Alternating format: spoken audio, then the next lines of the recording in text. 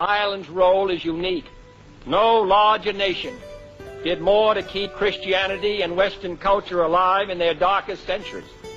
No larger nation did more to spark the cause of American independence, and independence indeed around the world. And no larger nation has ever provided the world with more literary or artistic genius. This is an extraordinary country. George Bernard Shaw, speaking as an Irishman, summed up an approach to life. Other people, he said, see things and say, why? But I dream things that never were, and I say, why not? It's that quality. It is that quality of the Irish, the remarkable combination of hope, confidence, and imagination that is needed more than ever today. For I sincerely believe that your future is as promising as your past is proud, and that your destiny lies not as a peaceful island in a sea of troubles, but as a maker and a shaper of world peace. For self-determination can no longer mean isolation, and the achievement of national independence today means withdrawal from the old status only to return to the world scene with a new one. New nations can build with their former governing powers the same kind of fruitful relationship which Ireland has established with Great Britain, a relationship founded on equality and mutual interest. And no nation, large or small, can be indifferent to the fate of others, near or far. Modern economics, weapons, and communications have made us realize more than ever that we are one human family, and this one planet is our home. The world is large, John Boyle O'Reilly wrote. The world is large when its weary leagues, two loving hearts divide, but the world is small when your enemy is loose on the other side. The world is smaller today, though the enemy of John Boyle O'Reilly is no longer a hostile power. Indeed, across the gulfs and barriers that now divide us, we must remember that there are no permanent enemies. Hostility today is a fact, but it is not a ruling law. The supreme reality of our time is our indivisibility as children of God and the common vulnerability of this planet. Say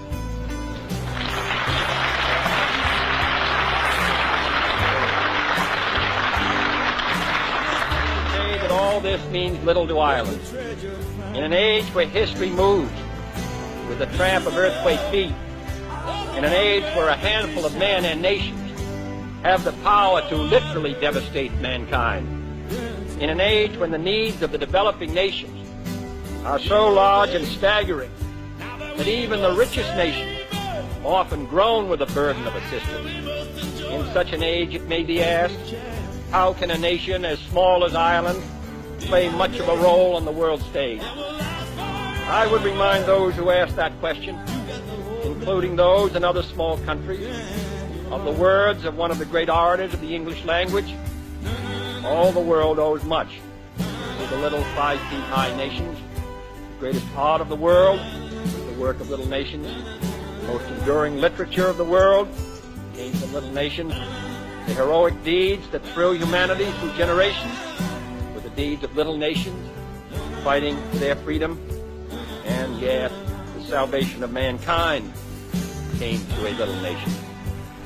Ireland has already set an example and a standard for other small nations to follow.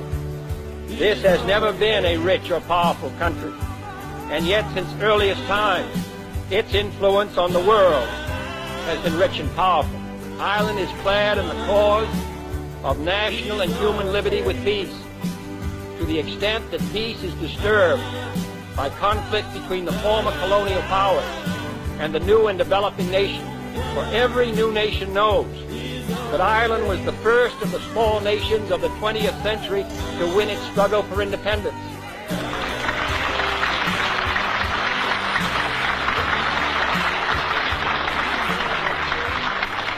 And that the Irish have traditionally sent their doctors and technicians and soldiers and priests to help other lands keep liberty alive. At the same time, Ireland is part of Europe, associated with the Council of Europe, progressing in the context of Europe, and a prospective member of an expanded European common market.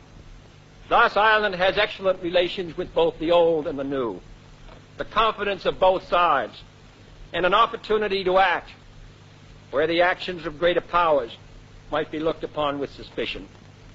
The central issue of freedom, however, is between those who believe in self-determination and those in the East who would impose upon others the harsh and repressive communist system.